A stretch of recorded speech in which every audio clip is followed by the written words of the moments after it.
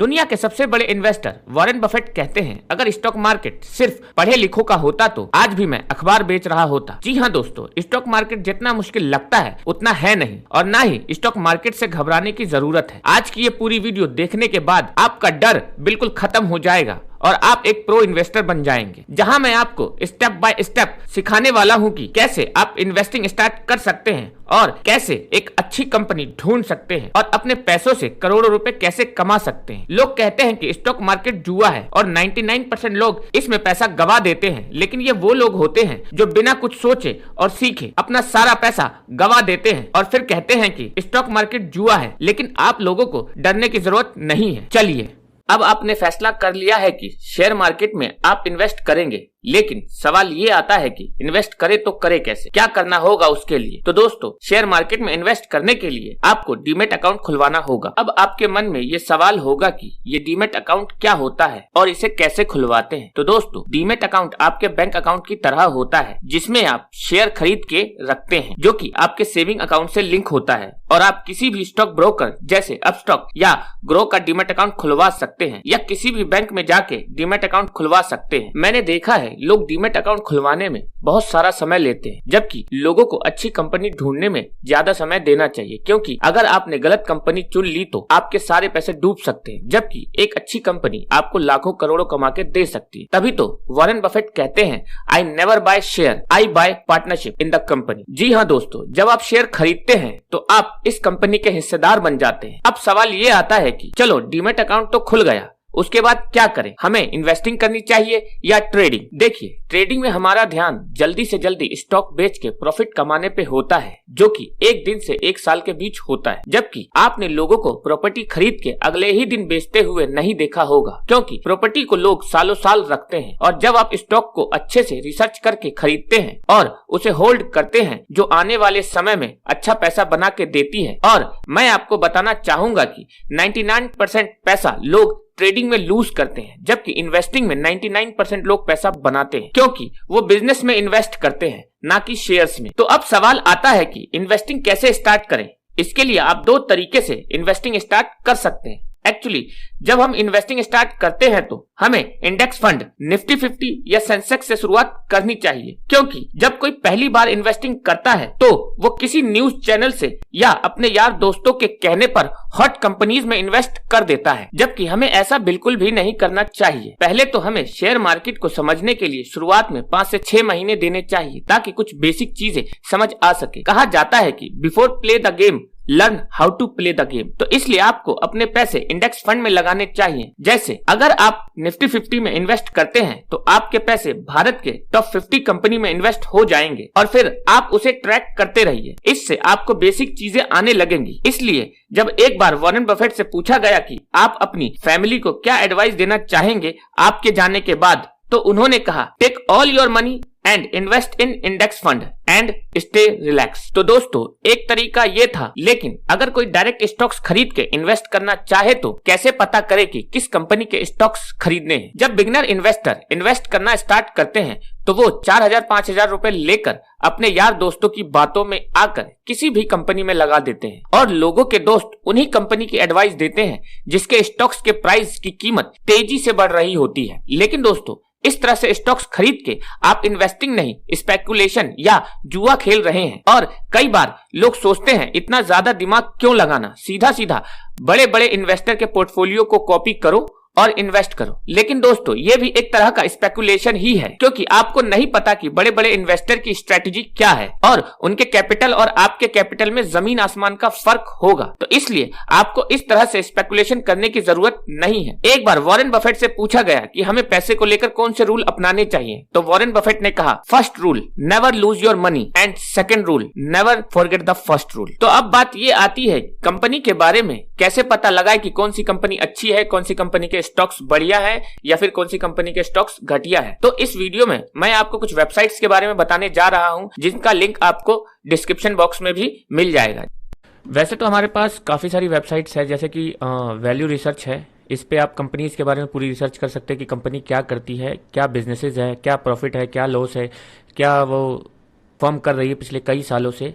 इसी तरह हम इसको मनी कंट्रोल पे भी कर सकते हैं और टिकट टेप पे भी कर सकते हैं, टिकट टेप पे भी ये सारी चीज़ें अवेलेबल है। बट मेरे हिसाब से मैं आपको टिकट टेप की तरफ देखने को कहूँगा, क्योंकि ये थोड़ा इजी टू यूज़ है।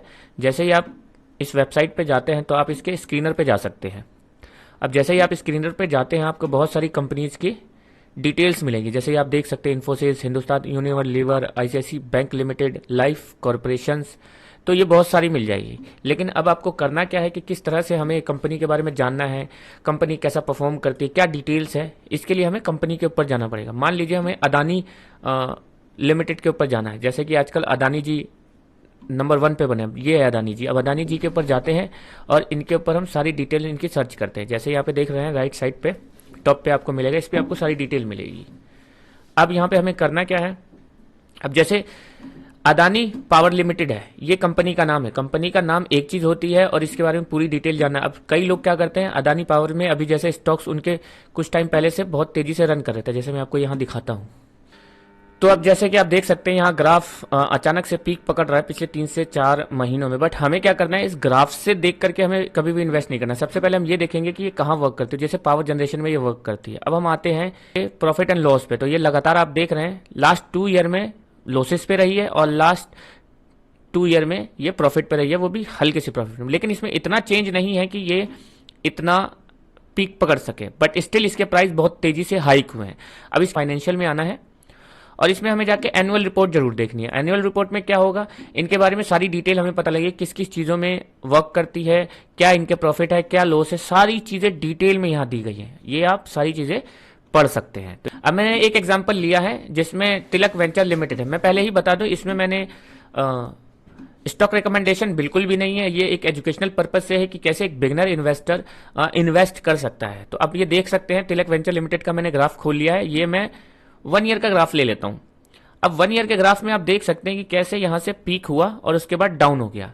तो ये इस तरह की जो कंपनीज होती हैं इसमें बहुत सोच समझ के इन्वेस्ट करना होता है, क्योंकि प्राइस जो है ना बिल्कुल भी विदाउट एनी लॉजिक अप हुआ है और डाउन हो गया। तो अब इसके लिए हमें क्या करना है, फिर से वही पहले तो ये देखेंगे ये किस फील्ड में वर्क कर रही है, फाइनेंशियल में वर्क कर रही है। अब हम नीचे आते हैं, इसके हम प्रॉफिट एंड लॉस में। तो यहां देख सकते हैं 2019 में लॉस में है, 2020 में प्रॉफिट एंड अगेन 2022 में लॉस में है। तो ये आप देख सकते हैं कि इन कंपनी का जो परफॉर्मेंस है और उनका जो प्राइस का ग्राफ है ये बिल्कुल भी मैच नहीं कर रहा है। अब इसके साथ साथ हम क्या कर सकते हैं, कंपनी के फाइनेंशियल में जाकर के एनुअल रिपोर्ट देख सकते हैं और ये देख सकते हैं कि और ये कहाँ कहाँ इन्वेस्ट करते हैं, इनका इनकम क्या है, इनकम कितनी इनकम आ रही है, टोटल रेवेन्यू कितना है, उसके बाद इनका कैश फ्लो कितना है, बैलेंस शीट कितनी है। ये सारी चीजें हम यहाँ पर हमें ऑप्शन अवेलेबल होता है और ये सारी चीजें हम पढ़ सकते हैं। करंट एसेट कितना है देखिए, 29 करोड़, 26 करोड़, 25 करोड़, 27 करोड़।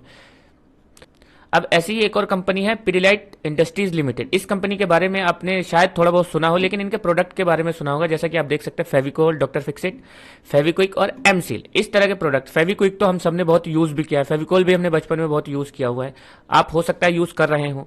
तो ये प्रोडक्ट है जिनको मार्केट में सेल करके ये कंपनी प्रॉफिट उठा रही है। बट इनका ग्राफ देखते हैं, अभी तो फिलहाल लॉस पे चल रहा है, लेकिन 1 डे है ये।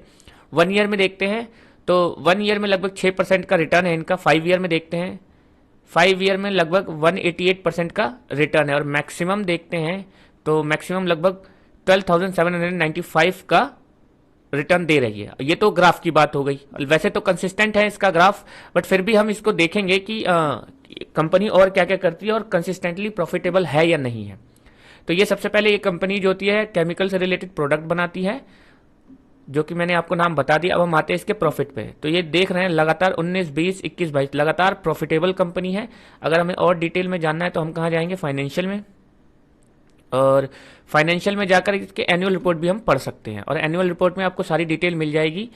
तो मेरी तरफ से आपको यही एडवाइस रहेगी कि आप निफ्टी 50 या सेंसेक्स से शुरुआत करें, बिकॉज शुरू में आप कंपनी के बारे में समझने के बाद भी नुकसान उठा सकते हैं। बिकॉज जोमेटो और पेटीएम जैसी कंपनी जिससे लोगों को बहुत ही उम्मीदें थी, क्योंकि ये कंपनी टेक भी है, बिजनेस मॉडल भी अच्छा है और प्रेडिक्शन के हिसाब से 10 से 20 साल चलने के चांस भी है, क्योंकि लोग खाना तो खाएंगे ही और पैसों का ट्रांजैक्शन करेंगे ही। लेकिन फिर भी भी ये कंपनियां 50 से 60% डाउन चल रही हैं। हालांकि मैं ये नहीं बोल रहा कि इसमें पैसा लगाना है या नहीं, लेकिन मैं बस ये चाहता हूं कि आप शुरुआत में नुकसान ना उठाएं। वो कहते हैं ना, 99% लोग अपना पैसा शेयर मार्केट में लूज करते हैं, और अगर आपने पैसा लूज कर लिया तो चांसेस हैं आप शेयर मार्केट में पैसा दोबारा ना लगाएं। और वॉरेन बफेट का भी कहना है कि no nothing investor can beat 94% of the professional investors. इसलिए मेरी आपसे एडवाइस है कि आप इंडेक्स फंड या म्यूचुअल फंड से ही शुरुआत करें और 6-8 महीने अपने पोर्टफोलियो को ट्रैक करते रहें, ताकि धीरे धीरे आपको सारी चीजें समझ में आ सके और फिर उसके हिसाब से फिर जो भी डिसीजन आपको लेना है वो आप ले सके। जय हिंद।